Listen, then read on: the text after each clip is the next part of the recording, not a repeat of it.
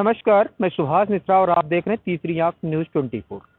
हम इस समय आए हुए थे, निर्वाण सेंटर है एक, राजकीय बाल गृह जिसको कहा जाता है। आपको पीछे दिखेगा भी, यहाँ पे काफ़ी अच्छे अच्छे बोर्ड्स लगे हुए हैं जिन पे बच्चों की तस्वीरें हैं। और क्या नाम है इनका, जो फोटो इन्होंने लगाया है, ये रीता बहुगुणा जोशी जी का फोटो भी लगा हुआ है। बच्चों ने शायद इसको बनाया था, इस फोटो को उन्होंने तैयार किया था, तो उसका उन्होंने अपना दिखाया है कि मतलब यहाँ के बच्चे इतना अच्छा कला का भी प्रदर्शन कर सकते हैं। तो काफ़ी चीज़ें, और बच्चों को पानी डालते हुए गमले में दिखाया गया। क्योंकि कोविड इसमें फैल रहा है, कोविड जो है काफ़ी तेज़ी से फैल रहा है, इसकी वजह से इसके अंदर हम जाएंगे नहीं, क्योंकि पता नहीं किसको कौन सी बीमारी है, या कोविड हमको भी हो सकता है और आपको भी हो सकता है। और यहाँ बच्चे हैं, नन्हे नन्हे नौनिहाल हैं, तो उनको देखते हुए हम इसके अंदर जाने की कोशिश तो नहीं करेंगे, क्योंकि इस समय डीएम साहब का आदेश भी है और उसका पालन भी हमको करना ही चाहिए। हमको जब ये सेंटर दिखाई पड़ा तो हमारे मन में एक इच्छा जागृत हुई कि क्यों ना इसके अंदर चला जाए और यहाँ की काफ़ी चीज़ों को देखा जाए। तो अभी ये इसमें तो निर्देश की वजह से हम नहीं अंदर जा पाए, लेकिन काफ़ी चीज़ें हमको जो बाहर से दिखाई पड़ी, हम अपने छायाकार से कहेंगे थोड़ा दिखाने की कोशिश करें। इस सेंटर को जब देखा हमने तो इसकी जो बनावट है इतनी खूबसूरत है, ये लगता ही नहीं है कि ये इस तरीके के बच्चों के लिए बनाया गया है। लेकिन अगर सरकार ने कहीं इसका निर्माण कराया इस तरीके से कि जो खूबसूरती को चार चांद लगाता हुआ दिख रहा है आपको, तो हम तो सरकार को, कौन सी सरकार में सर ये बना था? ये बना था यही अखिलेश जी की सरकार में। अखिलेश जी की सरकार में। तो ये सपा की सरकार में इसको बनाया गया था। बना पहले था, बहुत पुराना बना। अच्छा, बना बहुत पुराना था। हम लोग को जो हैंड ओवर हुआ था, अच्छा, वो 2017 में हैंड ओवर हुआ था। मतलब ये कब का बना हुआ है? बना हुआ सर बहुत पुराना बना हुआ है। बिल्डिंग की कम से कम 2012-13 में बनी हुई है। 2012-13 में ये हम लोग को हुई है, वो 5 साल पहले हुई थी। अच्छा, 2017 में आपको हैंड ओवर की गई। तो जैसा कि आप देख रहे हैं, ये बिल्डिंग जो है ये 12-13 में बनाई गई, 2012-13 में बन के तक कंप्लीट हुई, और इसको 2017 में आप लोगों को हैंड ओवर किया गया। जब हम लोगों को हैंड ओवर किया गया था, हाँ, तभी वो इसकी स्थिति बहुत अच्छी नहीं की थी। तो हमारे जो सर हैं सुरेश सिंह धपोला सर ने, उन्होंने इसको बहुत अच्छे से इसको मेंटेन किया। यहाँ पे पूरी चीज़ें उनको कन्वर्ट की, जो कि बेड है, यहाँ पे सारी एसी, फ्रिज, बच्चों की साइज रखाव सब। अच्छा, यहाँ पे क्या क्या सुविधाएं आप बच्चों को देते हैं? बच्चों को, सारे बच्चों को, जैसे हमारे ऑर्फन बच्चे हैं, एकदम अनाथ बच्चे हैं। हाँ, इनके ना फादर है ना मदर है, जो भी है हम ही लोग हैं। हम इनके माँ हैं, हम इनके फादर हैं। तो इनकी जो हमारे केयर टेकर हैं या हम लोग हैं, सब लोग इनको खाने का, पहनने का, इनको रहने का, एसी का, इस समय हीटर लगे हुए हैं गर्मियों में। अच्छा, ब्लोअर लगे हुए हैं? ब्लोअर लगे हुए हैं। हम लोगों ने सब बच्चों के एक वार्ड में ब्लोअर लगवा रखे हैं। अच्छा। कि जो है उनको थोड़ा गर्मी भी लगे, कोई दिक्कत ना हो। उनके कैप का, उनके जूते मोजे, उनकी क्लासेस का, सब चीज़ की सुविधाएं यहाँ पे हैं। अच्छा। यहाँ पे स्पेशल टीचर हैं हमारी।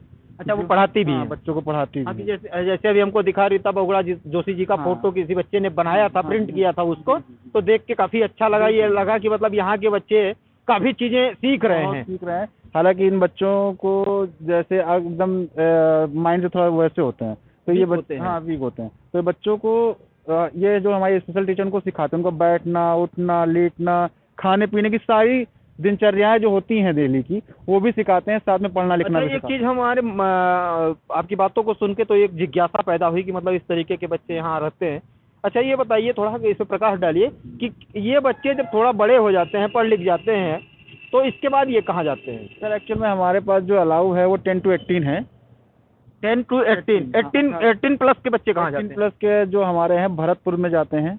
भरतपुर में हमारा अपना घर है, एक गवर्नमेंट का ही अपना घर है। गवर्नमेंट का अपना घर? हाँ, उस अपना घर के नाम से एक संस्था है। वही संस्था।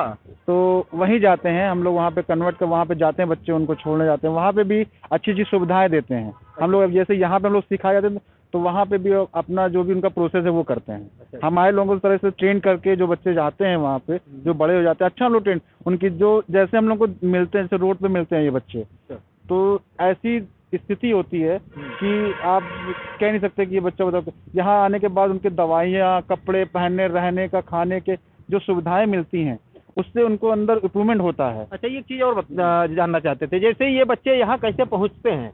जैसे मान लीजिए हमको भी रास्ते में बहुत ऐसे बच्चे कभी कभी दिखाई पड़ते हैं जिनके लिए दिमाग में ये चीज़ आती है कि अगर इनके लिए कोई आश्रय होता तो शायद ये इनकी ज़िंदगी थोड़ी सरल हो जाती। बिल्कुल। जो कष्टदायक ज़िंदगी इस समय, चूँकि ठंडक भी है, तो यहाँ तक जो बच्चे पहुँचते हैं ये कैसे, किस माध्यम से पहुँचते हैं? एक नंबर होता है 1098, चाइल्ड हेल्पलाइन नंबर है। चाइल्ड हेल्पलाइन नंबर पे कॉल करने पे 1098 पे। हाँ, ये जो है हमारा जो फिर वो अपना आगे प्रोसेस करते हैं पुलिस के थ्रू। जो पुलिस में बच्चे जाते हैं वो हमारी पूरा लिखा पढ़ी कि में बच्चे यहाँ पे आते हैं गवर्नमेंट के थ्रू।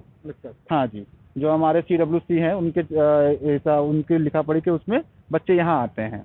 तो यहाँ पे उसके बाद जब जैसे 10 से हमारे पास 18 साल के हैं, तो 10 से 18 साल की उम्र के जो भी बच्चे हो तो यहाँ आते हैं। उनकी स्थिति जैसे आप सोच सकते हैं कि जो बच्चा बहुत दयनीय होता है, तो दवाइयों के थ्रू हम लोग उनकी काउंसलिंग भी कराते हैं, दवाइयाँ खिलाते हैं उनको। माइंड थोड़ा जो डेवलप होता है तो उनको याद आता है कि मुझे अपना घर या कुछ एरिया, कुछ उनकी काउंसलिंग होती है। तो अभी रिसेंटली हम लोग 3-4 महीने में 6-7 बच्चों को घर भेज चुका हूँ हम लोग। जो बच्चे मतलब इस तरीके से घर से भटक के चले आए थे, उन लोगों को आप लोगों ने धीरे धीरे करके उनको काउंसलिंग की, और जब उनका माइंड मेकअप हुआ फिर उसके बाद आपने उनको घर तक पहुंचाने की पूरी व्यवस्था बनाई। बिल्कुल, उनको घर भेजा गया, उनके माँ बाप, फादर को बुलाया गया। अच्छा। और कभी हम लोगों ने छोड़ने गए, तो ये चीज़ें हम लोगों ने की, जिससे और भी यही सी चीज़ें चल रही हैं कि बच्चे कम से कम अपने माँ बाप से मिल सकें। दवाइयों से उनको दिमाग थोड़ा सा अच्छा हो जाता है, तो उनकी याददाश्त और वापस आ जाती है। कुछ होता है तो जो उनको घर या कुछ एड्रेस ऐसा बताते हैं तो हम लोग उस पर संपर्क करते हैं। खाने में क्या क्या देते हैं आप लोग? खाने में हम लोग चिकन देते हैं, पनीर देते हैं, सब्जियां देते हैं, हरी सब्जी डेली देना है।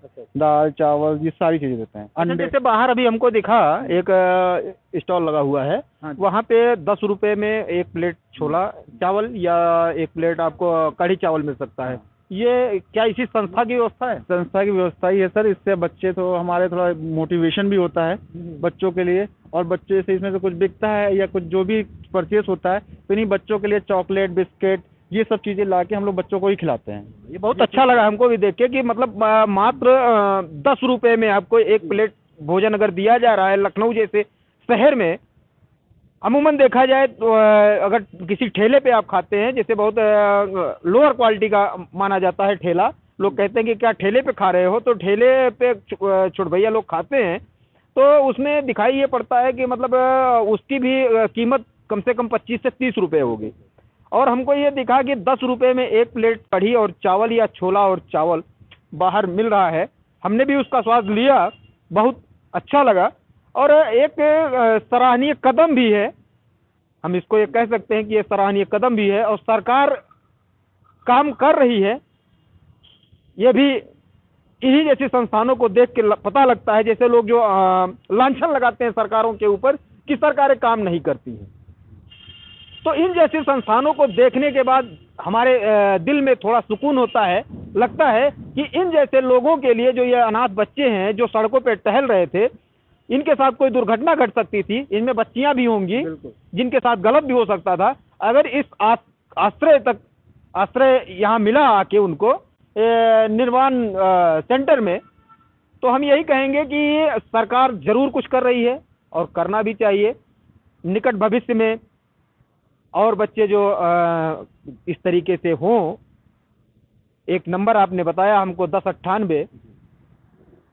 1098 एक नंबर है, उस पर अगर इस तरीके का कोई बच्चा किसी को दिखता है तो वो लोग कम से कम इस नंबर पे कॉल करें और यहाँ तक उन बच्चों को पहुँचाने की कोशिश करें कि जिससे उनका रख रखाव अच्छे से हो सके, उनका माइंड मेकअप हो सके। वो बच्चे अपने परिवार से अगर बिछुड़ गए हैं तो अपने परिवार तक यहाँ से पहुँच सकते हैं। इन्हीं शब्दों के साथ हम आपसे विदा लेते हैं। आप देख रहे थे सुभाष मिश्रा के साथ तीसरी आंख न्यूज़ 24। धन्यवाद।